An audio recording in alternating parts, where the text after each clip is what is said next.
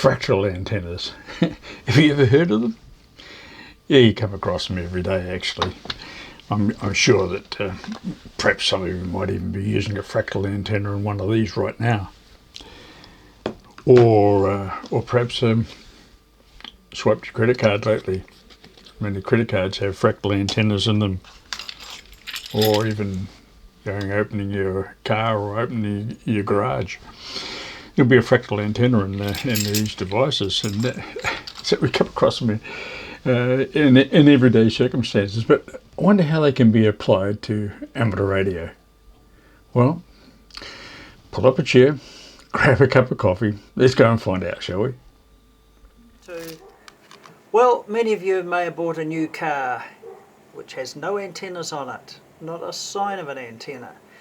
Yet you may have in there, you may have technologies such as Bluetooth for your phone and your remote, keyless entry, voice control, parking sensors, anti-collision radar, all sorts of electronics inside these new cars. This is a Lexus hybrid, and there's no antennas on the car showing, yet I can work UHF, VHF, I can even work HF from in the vehicle.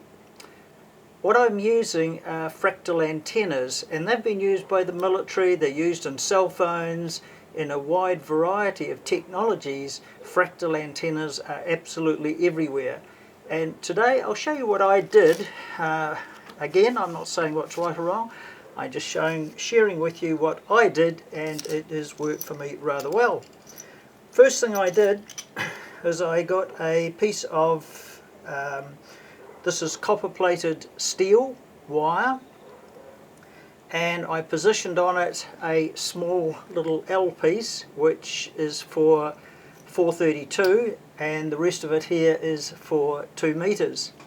So what I did was I soldered a PL259 in there like that, and I mounted underneath the SO259 socket, which is just this part of the vehicle is plastic from here down, like most modern cars.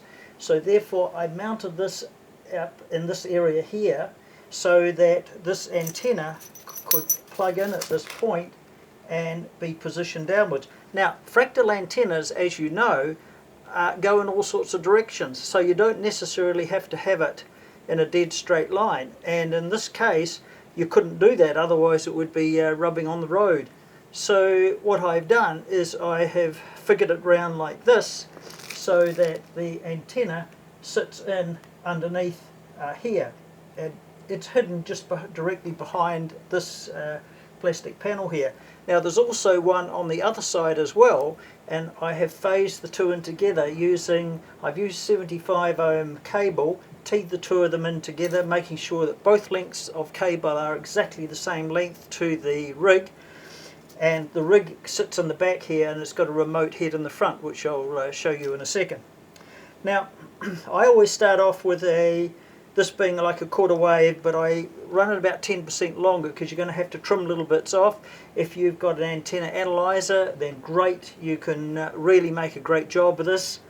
If you don't and you're using an SWR meter, you can sweep and you can see where you're getting the best results. I've cut it so that this antenna, which is a dual band antenna, is for the centre of the bands of 70 centimetres and 2 metres. So that's the story. Now, one of the things with this is because it's on this corner and it's on the other corner as well, it does get very, very good coverage. Now, I'm not saying it's quite as good as having a dual band whip right up on the top of your roof, but for me this works superbly well. And I use a Kenwood 710, and that is a dual band rig, and I use that to talk to a TS2000 here at home. I'm up on a hill, so I get about 60 kilometres of range, no problem, and it means I can work HF in the vehicle. Of course the dual bander can work 2 metres and 70 centimetres, so that's not a problem either. So yeah, pretty well all bands from inside the vehicle. Now I also have one of the Apache software-defined radios, which I've set up with its own IP address and ports, open them up on the router, and I can use my smartphone as well if I'm more than say 60 kilometres away. So that's the setup, and we'll have a quick look. I'll show you where the rig is mounted, and again you can't see any evidence that there is any electronics, any ham radio electronics inside the vehicle. So now we're inside the vehicle, and if I just push the keyless entry button,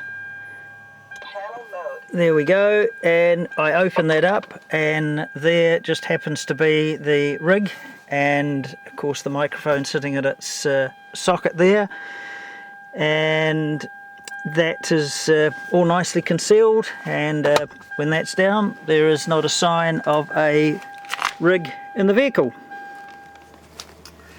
Now also on this vehicle I have an APRS unit, and that again uses a fractal antenna on the front, and that means there is good isolation so I don't get any of the quietening, desensitizing of the receiver when I'm using it when the APRS is working, and that is one of the problems that can happen with having an APRS type unit. In your vehicle. It can desensitize your equipment that you're trying to use while it's transmitting.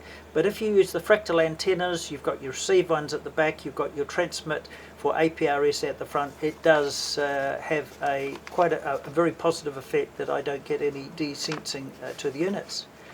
So there we are. You've just give you another few little ideas on what you can do and to improve the look, keep the look of your vehicle okay, and to still be able to enjoy your hobby at the same time. So there we go, happy motoring, and the details of this are on my website. If you just Google ZL3SV or go to qrz.com, there's a link there to my website, and there are other articles there that you might find interesting.